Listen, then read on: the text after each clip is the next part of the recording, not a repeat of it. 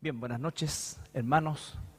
También saludamos a todos quienes nos ven a través de nuestra página en internet en www.iglesiacristianalaserena.cl. ¿Ya? Esta noche, esta fría noche, vamos a continuar con el estudio de la doctrina de la salvación. Dijimos que la doctrina de la salvación es el pináculo de todas las doctrinas. ¿Por qué? Porque todas las doctrinas que hemos aprendido y las que seguiremos aprendiendo tienen y encuentran su razón de ser en la salvación. Si sacamos la salvación, al igual que dice el apóstol Pablo, las palabras inspiradas de él, dice, somos los más dignos de conmiseración. ¿Por qué? Porque la salvación es lo que le da sentido a todo lo que es el proceso del sacrificio de Jesucristo, de la resurrección, en fin, de todo el plan de Dios. Sin salvación no hay sentido para aprender nada. ¿Ya? Ahora bien, nosotros hemos analizado algunos aspectos básicos de la salvación y recuerden que la palabra que se utiliza es soteriología, que es una palabra latina y que vamos a encontrar que prácticamente la totalidad de las doctrinas que estudiamos nosotros tienen o están descritas en idioma latín por el hecho, que lo hemos dicho también, de que prácticamente del siglo IV hasta el siglo XV predominó única y exclusivamente una sola traducción que era la famosa Vulgata latina. ¿Ya? Entonces todo estaba en términos del latín. Este otro punto que yo quisiera que permanentemente nosotros recordásemos, ¿de qué somos salvos?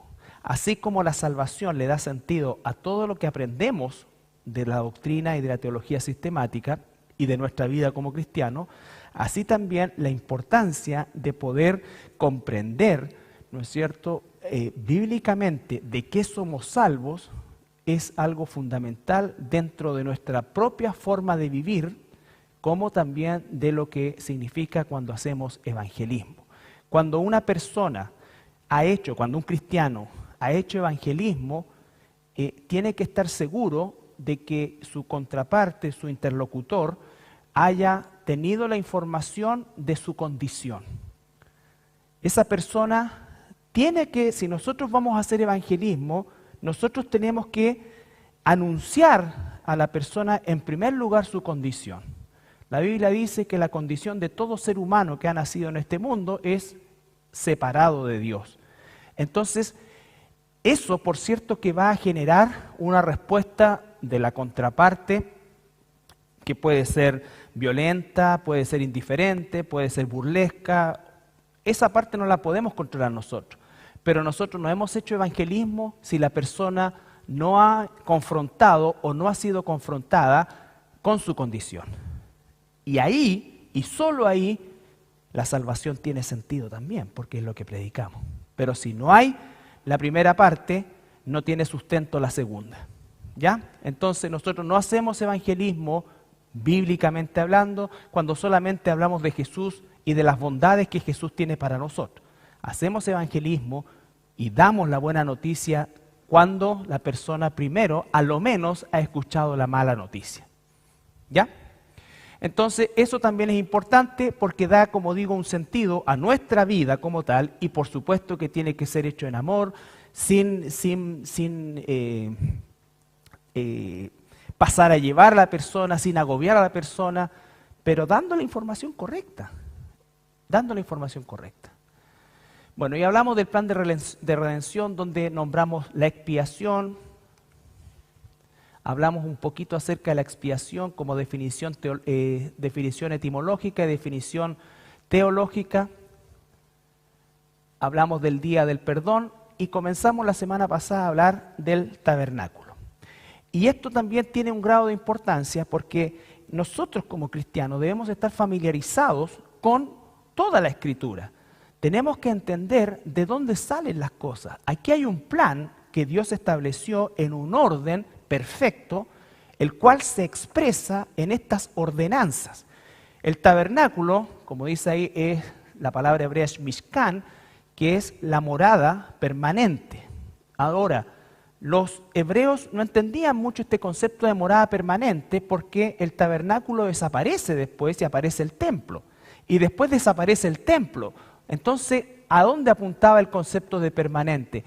A nosotros. Porque ahora el tabernáculo de Dios está en nosotros. Dentro de nosotros en la persona del Espíritu Santo. Pero era una figura.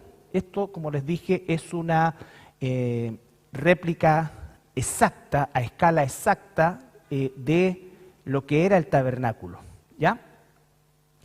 La distribución de las tribus. Nada de esto, hermanos, recuerden eso, era casual ni dejaba espacio a la, entre comillas, creatividad humana. El tabernáculo, dice el Señor, estas son las medidas, tanto para allá, tanto para allá, tanto para acá. Tienes que hacerlo, te llevé a la montaña, te mostré la maqueta, cómo tiene que quedar, así tienes que hacerlo. Recuerden, estamos viendo la semana de la Pascua. Jesús, cuando dice voy a entrar a Jerusalén, no dice, oye, Pedro, Juan, ¿por qué no van y tratan de ubicar alguna cosa con la que pueda entrar a Jerusalén? No, todo planificado, dicho por profetas anteriormente. Y Jesús dice, mira, entra en la ciudad, vas a ir, hay un pollino atado ahí, desátalo, te van a preguntar esto y tú contestas esto. ¿Cierto? Después, cuando prepara la Pascua, la cena propiamente tal, no dice, oye, ubiquen un lugar así como bien bonito donde nos podamos juntar. No. Anda aquí, sube a un segundo piso, hay un aposento, hay una persona ahí, él te va a decir dónde es el lugar que ya está preparado para esto. Todo está planificado, hermano. Cuando nosotros le quitamos o agregamos a las directrices de Dios es cuando comienzan las herejías. Cuando metemos las manos en las cosas de Dios, en las disposiciones de Dios, todo está establecido. Y eso es lo que nos dice que Dios es un Dios de orden. Por eso cuando en una congregación hay desorden, no podemos decir que está Dios ahí, porque Dios nunca jamás en toda la historia se ha expresado de esa manera. Nunca jamás. Yo voy a ser llevado a Jerusalén, me van a tomar, me van a llevar preso, me van a condenar, me van a entregar a los romanos, me van a crucificar y al tercer día voy a resucitar. Todo planificado. ¿Qué es lo que tenemos que hacer nosotros? Obedecer. Nosotros no estamos para ponerle nuestra cosecha a las cosas. Aquí no es, mira, ay, a mí me gustó, yo me agarré este lado. No, así, así, así, así. Las tribus tienen que quedar distribuidas.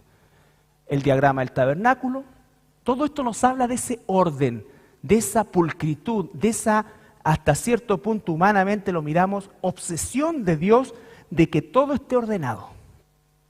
¿Ya? De que todo esté ordenado. Bueno, lugar santísimo, en fin, todos los lugares que ya vimos. Y explicamos un poco el tabernáculo. Y esto también es importantísimo, de la figura al verdadero, porque el tabernáculo todo nos señalaba y nos señalaba a Cristo. Ellos no lo sabían. En el Antiguo Testamento había un tabernáculo y para ellos era un Dios lejano, donde necesitaban intermediarios que era Aarón y Moisés, ¿no es cierto? Y entonces, cada vez que había una expresión de Dios, era una expresión de Dios que producía miedo en el pueblo. Miedo en el pueblo. Era un Dios lejano. Ahora, cuando llegamos al Nuevo Testamento, Dios viene a nosotros y hace morada en nosotros, ¿no es cierto? Recuerdan, dice 1 Corintios, no sabéis que vuestro cuerpo es templo del Espíritu Santo, que sois de Dios. No sois vuestros, fuiste comprados. Juan 14 dice, el Padre y yo vendremos y haremos morada en aquel que me ama y obedece mi palabra. Estoy parafraseando. Pero un día el tabernáculo ya no estará en nosotros, sino que estará con nosotros. Recuerdan, dice Apocalipsis 21, 1 al 3, si lo puedes leer solamente para terminar el repaso.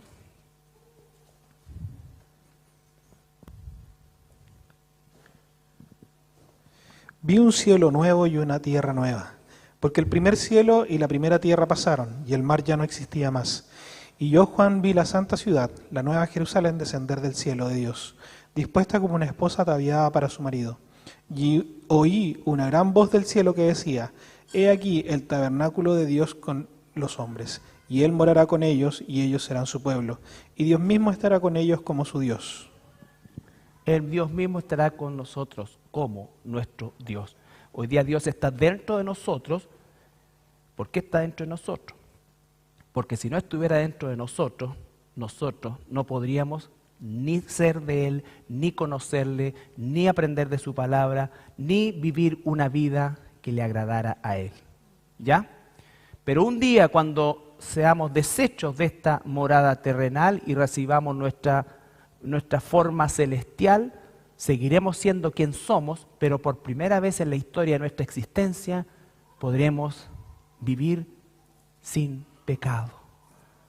Podremos mirar sin pecado, podremos hablar sin pecado, no habrá pecado en nosotros. ¿Ya? Entonces, la importancia del tabernáculo. El tabernáculo no es una cosa del Antiguo Testamento, el tabernáculo es una cosa de toda la vida. El tabernáculo fue diseñado por Dios en la eternidad pasada y el tabernáculo seguirá siendo la figura de Dios en nosotros, con nosotros, por toda la eternidad. ¿Ya? Entonces, algunos aspectos del resumen de los elementos que había en el tabernáculo. Tenemos el altar de bronce, que era la primera parte. Diríamos nosotros que, si lo miramos en una perspectiva, el atrio sería como la pandereta de lino, que había. Aquí está el santuario específicamente y la entrada. Y acá, ¿se acuerdan? Estaba el altar de bronce donde se sacrificaba todo el día, durante 24 horas, todo el día en turnos de sacerdotes, había sacrificios ahí. En el santuario, en el tabernáculo, no habían sillas. Los sacerdotes jamás se podían sentar porque jamás podía terminar el sacrificio. Y había un sacrificio una vez al año que cubría todos los pecados que no fueron cubiertos acá. Porque todos los días, imagínense lo que eso significaba. Yo hoy día pequé, tenía que matar algo. Entonces era una cosa y estaba siempre, todo esto permanentemente. Ahora, Cristo hizo un solo sacrificio y elimina esta primera parte. Ya no se necesitan más sacrificios, porque esto era para mantener aplacada la ira de Dios. La ira de Dios. ¿Ya? Eso es lo que era el tabernáculo, el altar de bronce. Y entonces el altar de bronce, que es el sacrificio, ahora el sacrificio de Cristo, una vez y para siempre. Veamos Hebreos capítulo 9, versículo 23 al 28.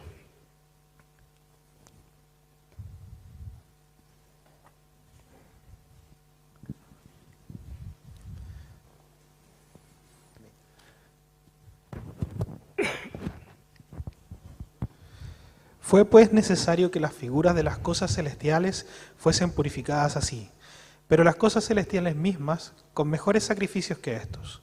Porque no entró Cristo en el santuario hecho de mano, figura del verdadero, sino en el cielo mismo para presentarse ahora por nosotros ante Dios, y no para ofrecerse muchas veces, como entra el sumo sacerdote en el lugar santísimo cada año con sangre ajena.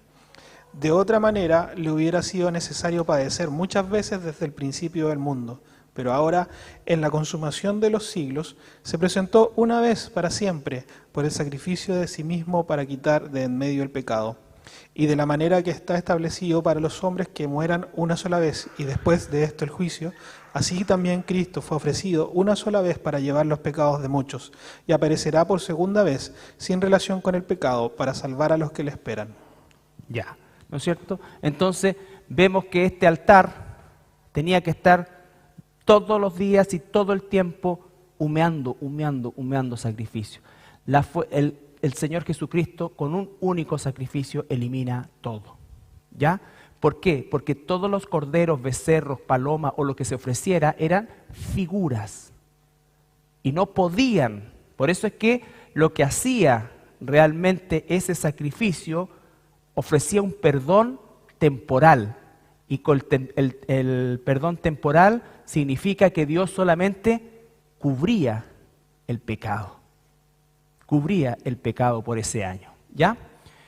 Bueno, la fuente de bronce, el lavacro, representa que somos lavados por la palabra de Dios y representa también la figura del bautismo. ¿Ya? Esa pureza. Ahora, la limpieza es por medio de la confesión.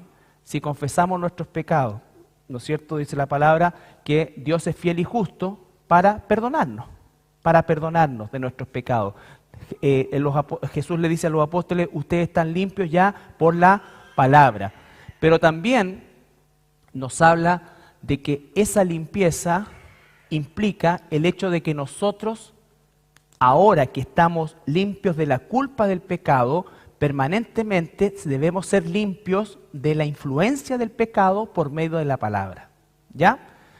El candelero, bueno, la luz del Espíritu Santo, también la luz de la palabra, lámpara a mis pies es mi palabra, ¿no es cierto? También Jesucristo dice, yo soy la luz del mundo. Todo eso tiene que ver y apunta todo a Jesucristo. Vamos a ver después al final, la próxima semana, cuando terminemos todo este tema de la figura, vamos a ver que Jesús con el sacrificio paga todos los sacrificios. Jesús es el Cordero Pascual, Jesús es el Cordero del Yom Kippur, Jesús es todo. Jesús es el sumo sacerdote, Jesús es el altar, Jesús es todo. ¿Ya? Y también Jesús representa o está representado por el arca, que lo vamos a ver. Y así, ¿no es cierto? La mesa del pan, un alimento provisorio, físico, pero Jesús dice, yo soy el pan de vida. Yo soy el pan de vida que descendió del cielo. Vuestros padres comieron maná, pero murieron. El que come de este pan no morirá jamás. ¿No es cierto? Y así el altar del incienso, las oraciones, detrás del velo el lugar santísimo y el sacerdocio y las vestiduras, que es un capítulo aparte, que no lo vamos a ver, pero eso tiene que ver más que nada con la redención de la nación de Israel. ¿Ya? Cada prenda del sumo sacerdote tenía una significancia en también la persona del Mesías. Y esto se habría visto más o menos así. Siempre el humo ahí, ese es el humo del incienso, que también tenía que estar permanentemente prendido, y el altar del sacrificio permanentemente prendido. ¿Qué sucede cuando Jesús se presenta ante el Padre, ante el tabernáculo celestial y no el terrenal? Una vez que Él termina eso, dice que se sienta a la diestra del Padre. Se sentó. Los sacerdotes no se sentaban nunca. Todo el día tenían que estar haciendo sacrificio. El hecho de sentarse implica que el sacrificio o la ley sacrificial como tal se terminó. Ahora, vamos a saltarnos al tema del arca. El arca. Esta es una réplica a escala exacta que ahora ya no está disponible para ser vista por el público en general y demoró bastante tiempo en reconstruirse buscando el modelo más exacto de cómo habría sido. Pero el arca de la alianza o el arca del pacto representaba la presencia de Dios. ¿Ya? Todo lo otro era y apuntaba a Dios, pero esto era la presencia de Dios. El sacrificio primero, el lavado, el pan, la luz, el incienso, Dios. ¿Ya? Ahora, hay dos querubines acá. Los querubines son dos, pero están en representación de algo que está en la ley judía, que son dos testigos. Por ejemplo, cuando Jesús resucita y entran a la cueva, ven un ángel a la cabeza, en la cabecera, y un ángel a los pies. Y ellos testifican la resurrección de Jesús. Dice, ¿por qué buscáis al que vive entre los muertos? Testifica. En el tiempo de la tribulación Dios va a mandar dos testigos que van a estar afuera del templo testificando de Jesús. ¿No es cierto? Muchos estamos convencidos de que es Moisés y Elías, pero ese es otro tema. Entonces, dos testigos. estos dos querubines están de alguna manera testificando delante de Dios que el acto del sumo sacerdote que entra una vez al año ahí, ¿no es cierto?, es algo que Dios está aprobando. ¿Ya? Es un acto también de testimonio. Por eso son dos. En el trono de Dios, ¿cuántos habían? 4. ¿No es cierto? 4. Uno, cara de hombre, cara de una cosa muy rara, pero que todo tiene una explicación. Ahora, la tapa del arca se llama propiciatorio. La tapa del arca se llama propiciatorio. El arca, la caja propiamente tal, estaba hecha de oro y madera. Y eso representa a Jesús, hombre y Dios. El oro representa a Dios. Pero el propiciatorio representa completamente a Dios. A Dios. ¿Ya? ¿Se entiende eso? Ahora, el sumo sacerdote entraba una vez al año con una vasija de sangre del sacrificio que había hecho. No se hacía el sacrificio arriba del arca, sino que entraba y salpicaba 7 gotas de sangre ahí. Ahí. Por eso se llama el arca del testimonio. Entonces, esas gotas de sangre hacían expiación sobre el propiciatorio. ¿Ya? Estoy solamente describiendo, todavía no estamos viendo el significado aparte de los dos querubines. Hay una imagen, un dibujito que me gustó. Lo saqué de una atalaya, no, mentira.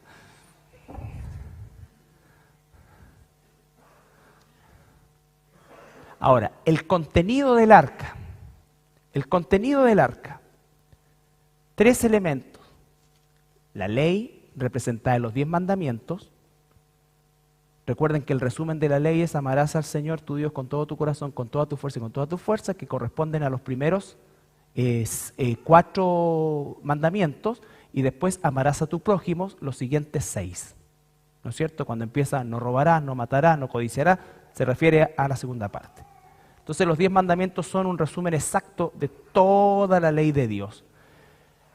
Una vasija con un poco de maná y una vara que reverdeció, dice, de Aarón. ¿Qué significa esto? No se ve muy bien, pero bueno, vamos a ver. Las tablas de la ley o de los mandamientos representan, ¿qué cosa? La voluntad de Dios expresada en la ley. Ahora, cuando Jesús dice, yo soy la palabra, yo soy la verdad. En el principio era el verbo era con Dios y el verbo era Dios. Cuando hablamos de ley y nos referimos a Jesús, estamos hablando de la palabra, ¿no es cierto? Jesús dijo, yo digo todo lo que el Padre me da a decir.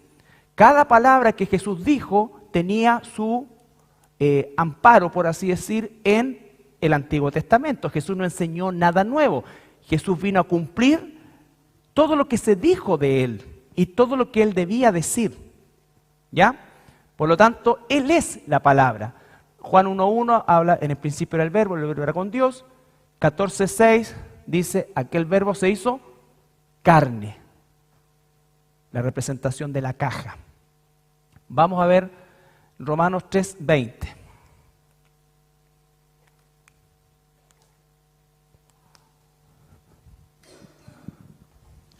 Ya que por las obras de la ley ningún ser humano será justificado delante de él, porque por medio de la ley es el conocimiento del pecado.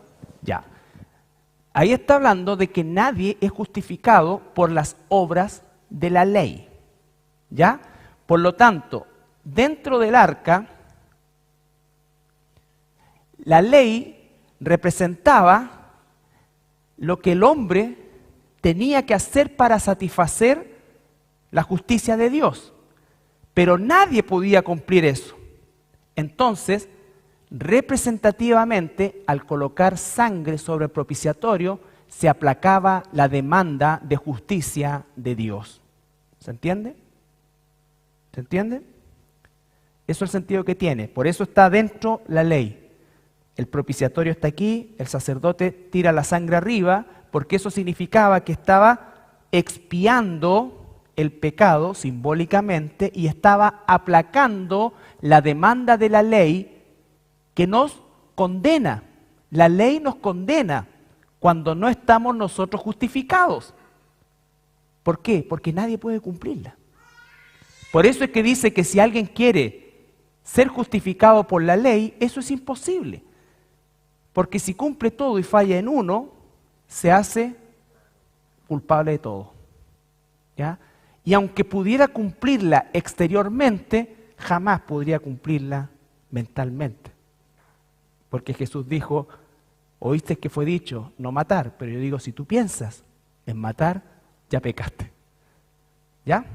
Entonces, alguien que dice, no, yo nunca he matado, sí, pero ¿cuántas veces has querido hacerlo? Independiente de quién sea. ¿Se entiende eso? Segundo, estaba el maná. Dice el Señor en Juan 6:32, al 35, Juan 6:32 al 35.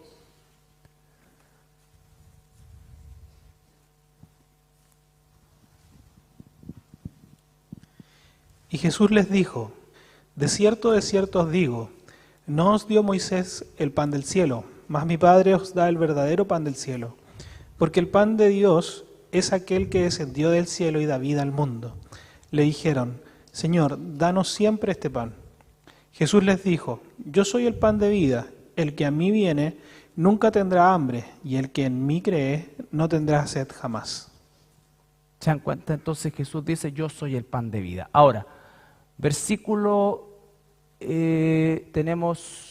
saltamos al 48 al 51. El mismo Juan 6. Yo soy el pan de vida. Vuestros padres comieron el maná en el desierto y murieron. Este es el pan que desciende del cielo, para que el que de él come no muera. Yo soy el pan vivo que descendió del cielo. Si alguno comiere de este pan, vivirá para siempre, y el pan que yo daré es mi carne, la cual yo daré por la vida del mundo. Ya. Entonces, vuestros padres comieron el maná. Eso era una figura de Jesús, del pan de vida.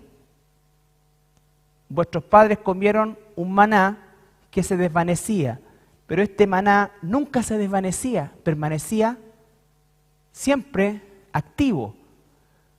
¿Pero qué está representando? A Jesús, al pan de vida. Y la vara, dice el Salmo 23:4, hay muchos pasajes en la Biblia que hablan de la vara. Se conoce también como báculo, que es símbolo de autoridad y de dirección. Siempre a los reyes se les pasa un báculo, que es un símbolo de autoridad y de dirección. Con eso, ¿no es cierto?, ejecutaba órdenes.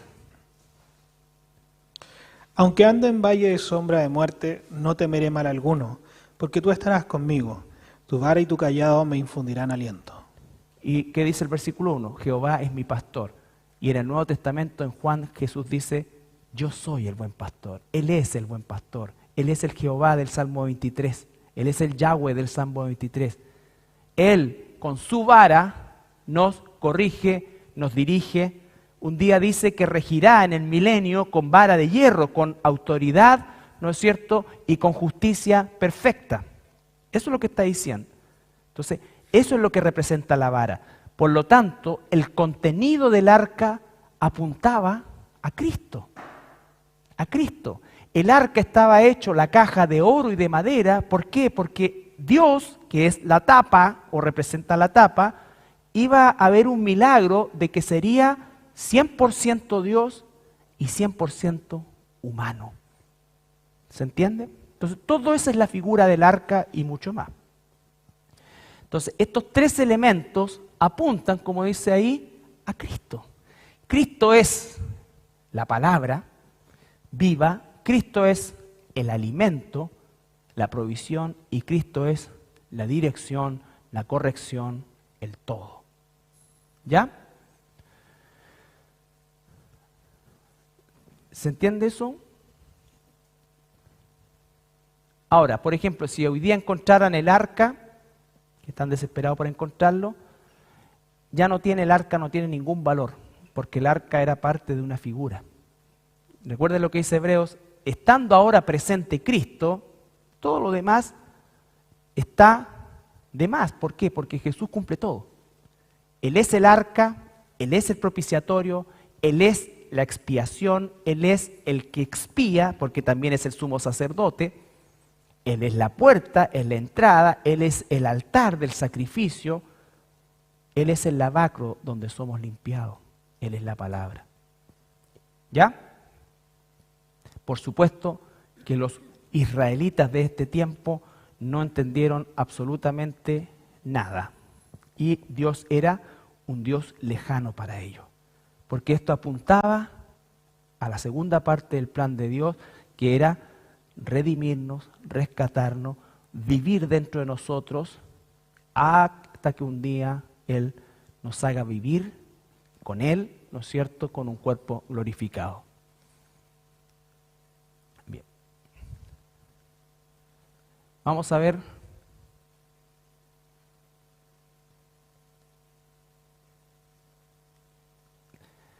la expiación. La expiación, como dijimos, ¿no es cierto?, es cubrir. La expiación es el sacrificio propiamente tal. ¿Ya? La expiación es el acto de sacrificar algo. ¿Ya? Y la propiciación, que vamos a ver acá, es que lo que se sacrifica es lo apropiado. ¿Se entiende? Van de la mano, a veces se usan como sinónimos, pero tienen que, o tenemos que conocerlos y estudiarlos así por separado. En rigor, no hay expiación sin propiciación y no hay propiciación sin expiación. Pero tenemos que verlo por separado porque ambos van a conducir al tercer elemento, que es la redención. Finalmente, un sacrificio apropiado puede rescatar. ¿Se entiende? Supongamos,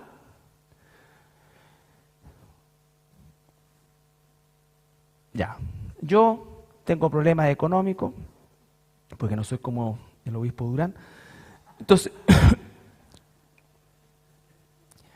y tengo un relojito de oro, herencia de mi padre, y voy a la casa de crédito prendario.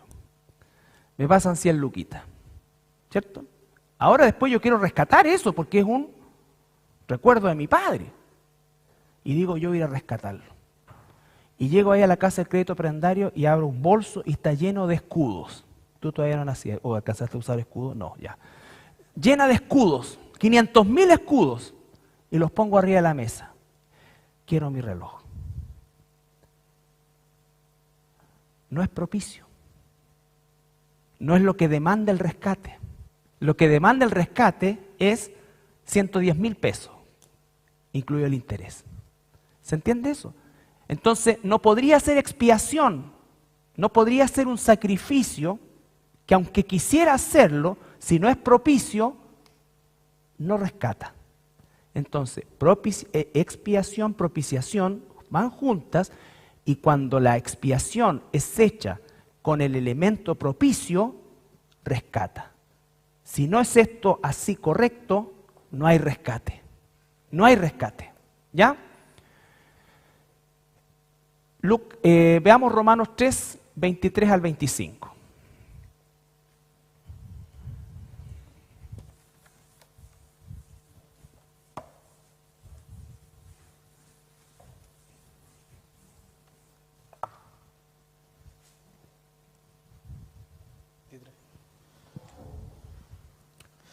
Por cuanto todos pecaron y están destituidos de la gloria de Dios, siendo justificados gratuitamente por su gracia, mediante la redención que es en Cristo Jesús, a quien Dios puso por propiciación por medio de la fe en su sangre, para manifestar su justicia a causa de haber pasado por alto en su paciencia los pecados pasados.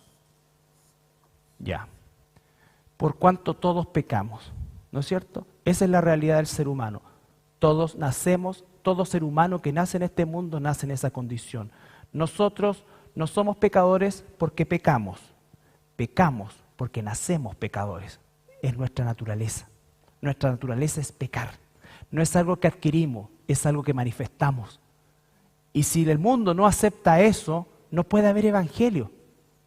Porque el evangelio no viene a corregir al ser humano, el evangelio no viene a parchar al ser humano, el evangelio no viene a mejorar al ser humano, el evangelio viene a salvar al ser humano. ¿Ya? ¿Qué era esto? Dice, todos pecamos y estamos destituidos de la gloria de Dios. ¿No es cierto? ¿Puedes seguir de nuevo?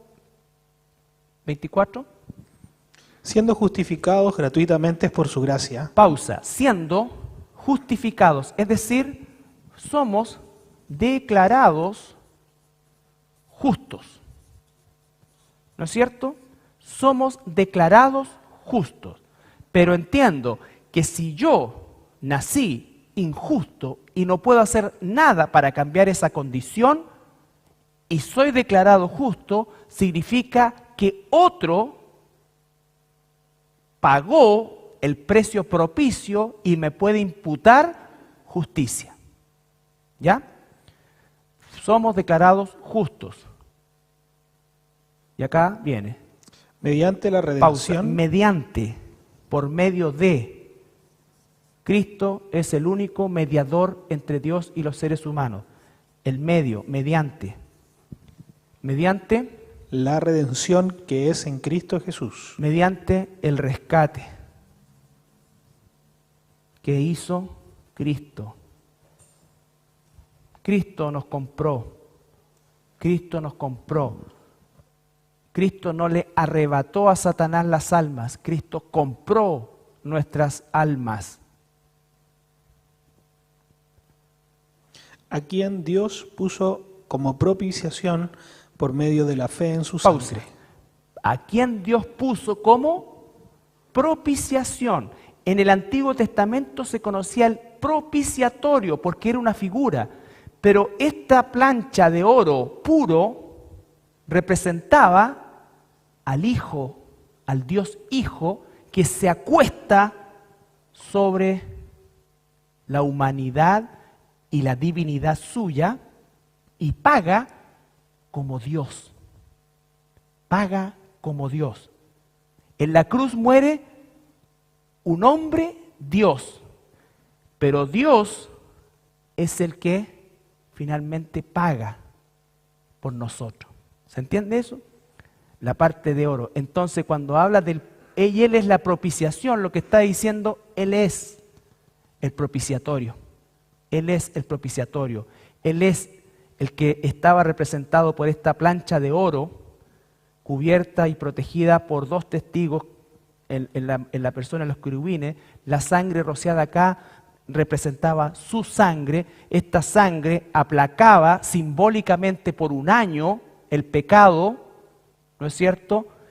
La justicia que demandaba la ley de Dios, proveía la provisión de Dios y la dirección de Dios por un año más simbólicamente. Pero ahora Cristo, Él es nuestro propiciatorio. Por lo tanto, su sangre ya no tiene un efecto temporal, sino que tiene un efecto eterno.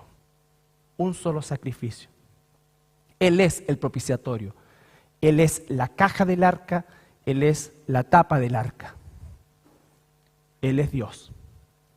¿Ya? Lo que está dentro lo representa a Él.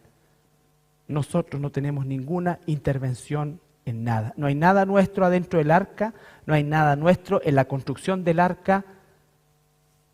Nosotros lo que podemos hacer solamente es rendirnos delante del arca como el pueblo lo hacía antes.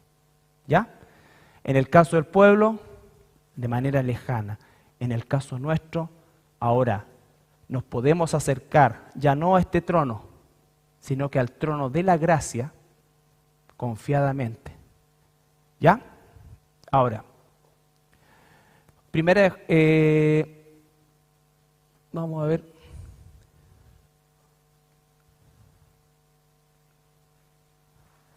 Juan 19, 28 al 30.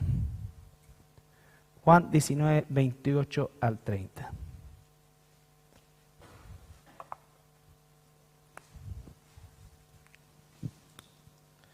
Después de esto, sabiendo Jesús que ya todo estaba consumado, dijo, para que la escritura se cumpliese, tengo sed. Y estaba allí una vasija llena de vinagre. Entonces ellos empaparon en vinagre una esponja y poniendo en su hisopo, se la acercaron a la boca. Cuando Jesús hubo tomado el vinagre, dijo, consumado es. Y habiendo inclinado la cabeza, entregó el espíritu. Ya. Los otros evangelios relatan cuando él grita, Elí, Elí, lama sabactami, ¿por qué me has abandonado? Todo el momento, toda el peso durante esas horas en la cruz, cargando nuestro pecado, haciendo expiación por nosotros, como el Cordero Pascual, pagando nuestra expiación definitiva, como el Cordero del Yom Kippur, ¿no es cierto? Siendo nuestro mediador, él cuando expira dice tetelestai, que era una palabra que se usaba en muchos términos, en muchas cosas, ¿no es cierto? Pero siempre cuando se terminaba algo. Por ejemplo, cuando un amo mandaba a un esclavo a hacer algo y el esclavo venía después y le decía tetelestai, amo, terminé lo que me mandaste a hacer. Y el amo iba y revisaba, ¿ya? Cuando se cancelaba una deuda comercial, se decía tetelestai, la deuda está cancelada, cumplida. Cuando Jesús expira, dice, todo ha sido consumado, todo ha sido consumado. Lo que está diciendo ahí es, toda la figura que por siglos la nación de Israel hizo, ¿no es cierto?, en función de el Mesías, que estaba en ese momento muriendo ahí, se cumplió. Todo está cumplido. Entonces Él actúa ahí como nuestro Cordero expiatorio, pero también Él es el propiciatorio, Él es el propicio. También Él es el maná, también Él es la ley, también Él es la vara. Es decir, está todo. Por eso que si encontraran el arca hoy día sería un tremendo y gigantesco hallazgo arqueológico, pero no tiene ningún valor espiritual. Ningún valor espiritual. Porque todo apuntaba a Cristo. Estando presente Cristo, todas las figuras pierden su eficacia, no su sentido. Nosotros estudiamos esto porque encontramos el sentido a la vida de Jesús y al sacrificio de Jesús. Pero esto explica todo el proceso de la cruz, finalmente la expiación. Y entonces Jesús muere y Él con eso cumple la justicia de Dios. Pero después va a resucitar, ¿no es cierto? Y va a arrebatarle en el proceso las llaves de la muerte al que tenía el imperio de la muerte, Satanás, ¿no es cierto? Y entonces legalmente le quita el poder sobre aquellos que Él eligió antes de la fundación del mundo, para recolectarlo por todos los siglos venideros a partir de ese momento. ¿Ya? Y entonces ahora ha puesto a la iglesia para, ¿qué cosa? Anunciar. Vamos a ir a 1 de Pedro capítulo 2, que no está ahí.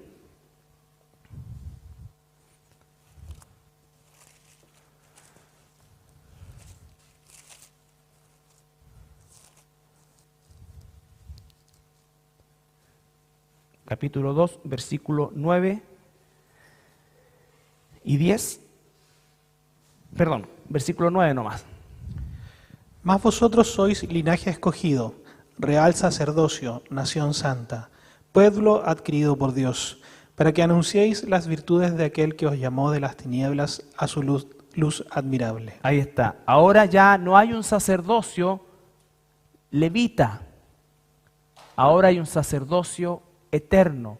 Todos los que somos hijos de Dios somos también esclavos de Cristo, pero también somos sacerdotes del Dios Altísimo. Y cumplimos la misión del sacerdote, que es interceder. Los sacerdotes sacrificaban intercediendo, ¿no es cierto? Ahora nosotros intercedemos, ¿no es cierto?, delante de los hombres, ¿cómo? Llevando el sacrificio de Cristo consumado a aquellos que están sin Cristo. nosotros cuando explicamos y llevamos el Evangelio, lo que estamos haciendo es llevar el sacrificio, la obra de Jesús al mundo inconverso. Pero primero ese mundo inconverso tiene que reconocer su condición. Cuando la persona llevaba un animalito al tabernáculo, era porque estaba reconociendo un pecado, ¿no es cierto? Y quería que hicieran expiación y por medio de ese sacrificio intercedieran para el perdón de ese pecado. Entonces el Evangelio consiste en que la persona tiene que saber su condición de pecador, de estar separado de Dios. ¿Para qué? Para que el Evangelio tenga sentido. Capítulo 2, ahí mismo, versículos 11 y 12. Amados, yo os ruego como a extranjeros y peregrinos que os abstengáis de los deseos carnales que batallan contra el alma, manteniendo buena vuestra manera de vivir entre los gentiles, para que en lo que murmuran de vosotros como de malhechores, glorifiquen a Dios en el día de la visitación, al considerar vuestras buenas obras. Ese es el propósito de Dios. Dios ya no tiene la ley en tablas de piedra adentro de una caja, ahora las tiene escritas en nuestro corazón. Nosotros somos ahora la palabra de Dios. Por eso es que es fundamental que cuando nosotros decimos así dice el Señor, usemos su palabra. Por eso es que es una herejía cuando alguien dice así dice Jehová y dice algo que no es bíblico, que no está en la Biblia, o hace cosas que no son bíblicas, porque las instrucciones nuestras son tan estrictas como las instrucciones que leemos en el Antiguo Testamento. El Evangelio es esto. El llamado al arrepentimiento es esto. Esto está determinado. No tenemos que inventar nada, no tenemos que modificar nada, tenemos que obedecer tal cual. Y en el tabernáculo había un orden. Primero, el sacrificio. ¿Qué significaba eso? Que quien llevaba su animalito reconocía su culpabilidad. Segundo, el lavamiento, el bautismo, una vez que reconoció esto. Y después, el camino está abierto a Dios. Esa es la forma. No puedo empezar yo del arca para afuera. Es de la puerta hacia el arca. Y no me puedo saltar ninguno de los pasos. Si la persona no entiende el sacrificio de Cristo, es porque la persona no ha reconocido la necesidad de ese sacrificio. Si la persona no se lava en el agua de la palabra, y el que representa, ¿no es cierto?, la limpieza inicial, posicional, pero también la limpieza diaria que nosotros tenemos que hacer porque seguimos siendo sacerdotes. Nosotros no vamos a un lavacro con agua física, vamos a la palabra de Dios que nos limpia todos los días. Bueno, igual hay que ducharse, pero todos los días, ¿no es cierto? Para entrar confiadamente a la presencia de Dios. ¿Cuántas veces nosotros creemos que entramos a la presencia de Dios? Imagínense ustedes, si esto que era la figura era así de estricto, ¿cuántas veces nosotros entramos como Pedro por su casa sin ninguna reverencia delante de Dios? Y oramos sin siquiera haber hecho primero una contrición de arrepentimiento, de conocer de esto, y por eso nuestras oraciones no tienen muchas veces poder, porque además pedimos y pedimos mal. Porque no tenemos el temor de que aunque somos libres de entrar al trono de la gracia, nos olvidamos que es un trono y que ahí está Rey de reyes y Señor de señores. No es mi compadre, no es mi papito, no. Es Dios.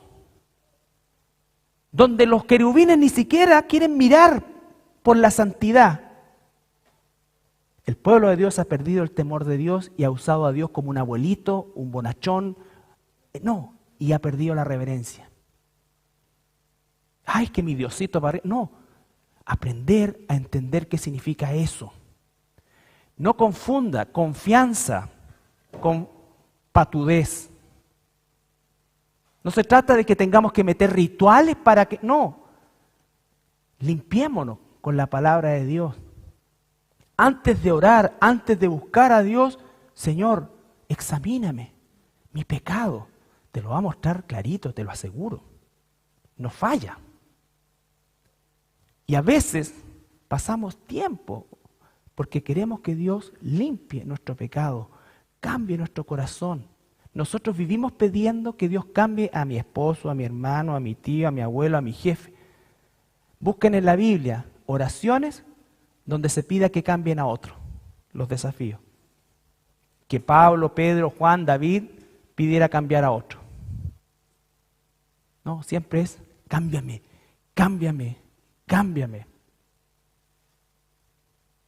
Entonces es algo totalmente distinto y nosotros tenemos que aprender eso, porque para eso es que, por lo menos, hemos enseñado esto con el propósito de entender la reverencia que eso significaba y que el hecho que estemos viviendo en gracia plena, porque siempre ha habido gracia, pero ahora estamos en una gracia plena, ¿por qué? Porque ya no hay figuras.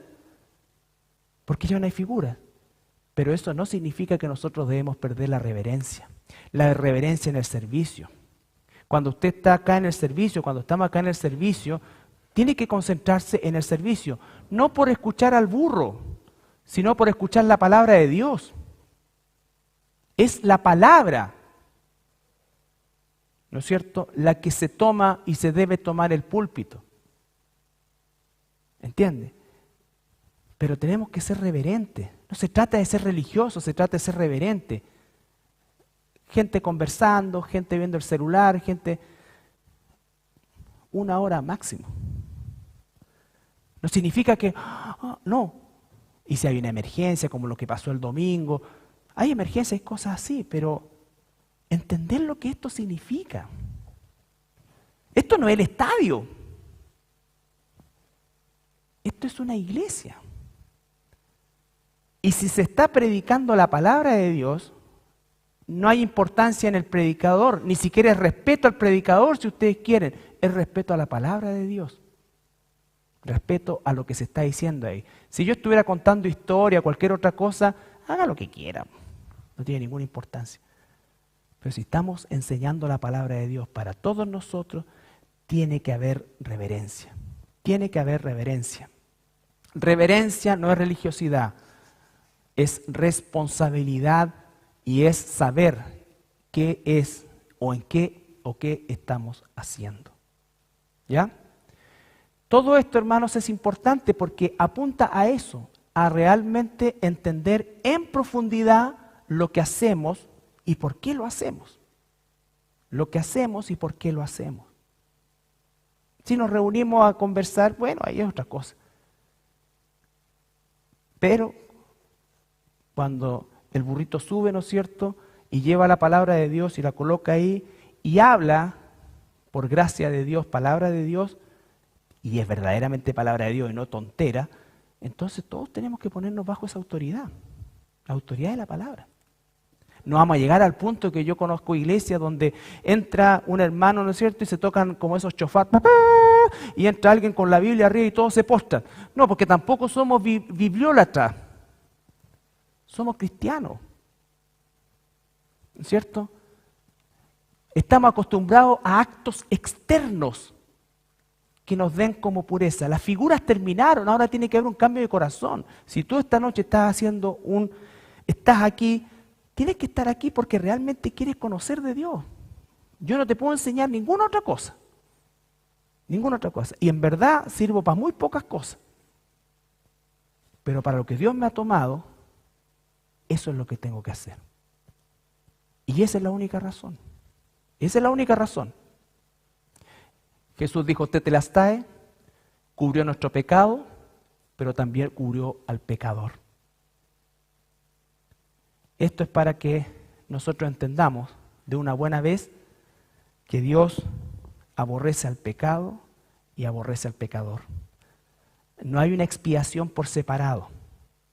Se cubre el pecado y al pecador. Porque cuando Dios condene, no va a condenar el pecado, va a condenar al pecador. Y, por supuesto, al pecado. No los separa. ¿Se entiende? No nos salva del pecado, nos salva de todo, incluido el pecado. ¿Ya? Bien. La próxima semana terminamos hoy día el tema de las figuras y la próxima semana ya vamos a entrar al último paso de la salvación, de la doctrina de la salvación, que es la redención y la sustitución. ¿Ya? La redención, o mejor dicho, la sustitución y la redención. Finalmente el rescate. Porque Él no solamente nos rescató y nos soltó, sino que nos transforma en herederos. Nos da la categoría de hijos. Nos hace herederos de un reino que no merecemos. Que no merecemos. ¿Ya? Ok. ¿Alguna pregunta?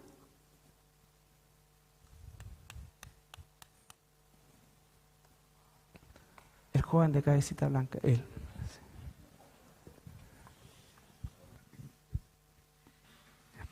Señor, buenas noches. Primeramente, Señor, y una vez más, pedirte perdón por nuestras faltas, Señor, nuestros pecados, las veces que nos apartamos, Señor, voluntaria o involuntariamente de tu palabra. Te pedimos perdón, Señor, como siempre, pidiendo que tu sangre, Señor, nos limpie una vez más y nos purifique. Gracias, Padre, te damos también por este momento que podamos estar juntos y escuchar tu palabra. Como siempre, tu palabra, Señor, hablando en nuestros corazones y aclarándonos, Señor, acerca de tu verdad. Muchas gracias, Señor Jesús. Te damos también gracias por nuestro pastor, quien nos entrega tu palabra con esta claridad, Señor.